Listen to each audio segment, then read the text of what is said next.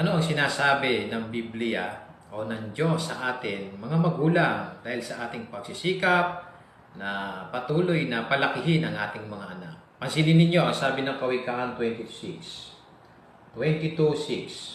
Sanayin mo ang bata sa landas na dapat niyang lakaran. Kahit tumanda siya, hindi siya liliis doon.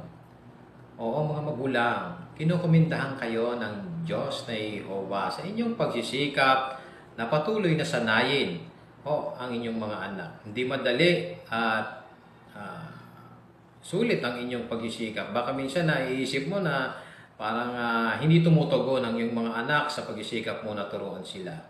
Pero hindi natin kontrolado ang mga kalagayan at kailangan ng panahon sa pagsasanay sa kanila.